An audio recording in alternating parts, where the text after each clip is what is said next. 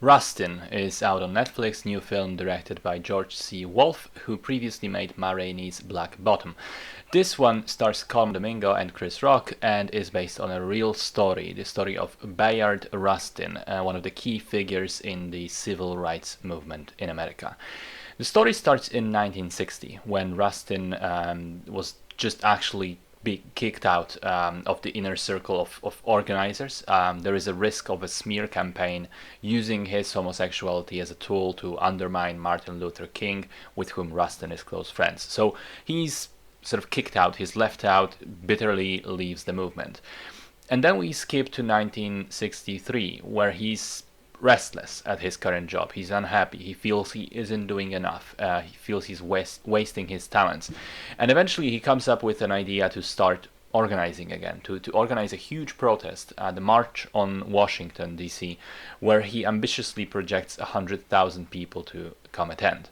But as the scale of the plans grows, it becomes apparent that he needs the support of the civil rights organizations, including the NAACP, and has to also reconnect with his former friend Martin Luther King.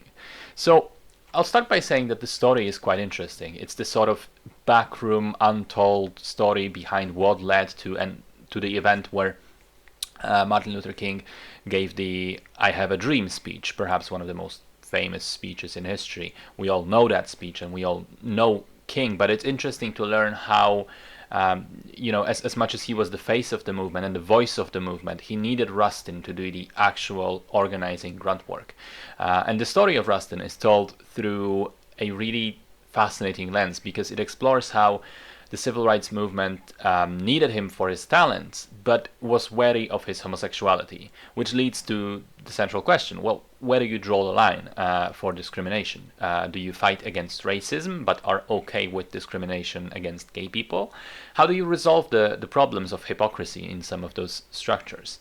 It helps massively that Colman Domingo is excellent as Bayard. He manages to strike the perfect balance between a charismatic, outgoing, energetic, outside persona and the more vulnerable, delicate aspects of his personality. The scenes where he's scared for his safety, for what can happen to him or his friends.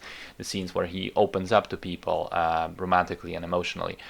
Great performance for sure. On the other hand, I was completely unconvinced by Chris Rock, who plays Roy Wilkins. There's something about him that continually prevents me from ever taking him seriously in non-comedic roles. I just see Chris Rock. Anyway, the music is great. The cinematography is the usual for Netflix, so pretty clean, pretty boring and flat for the most part. But the key point of criticism for me is that the film is sort of on its way to be really good and then kind of lets things fizzle out in the final act. It forgoes its own climax because the entire movie is the build-up to the March on Washington, and you expect the King's speech to be the actual climax, but then the speech is not shown. So you kind of get a feeling of, wait, what? That's it? We're done? I didn't get that huge sort of feeling of success and accomplishment that should be felt in that moment of the movie. Now, I think I know why the filmmakers chose to have it done this way. On the one hand, it would have been maybe a bit jarring to see the actor playing King deliver the speech when the real thing is so ingrained in everyone's mind, so you would inevitably compare. But even if you used historical footage for that moment instead, it would certainly overshadow Rustin, who is the subject of the film, take the spotlight away from him and sort of undermine one of the moments after the climax.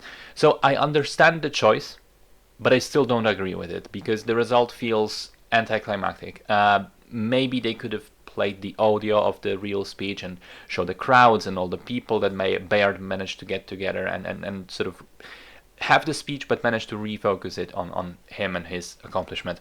In any case, what is there, it feels like letting the air out of a balloon that you've just spent the entire movie pumping. So I take some points from the movie for that. I think it's almost good as a whole, but the climax brings it down a little for me.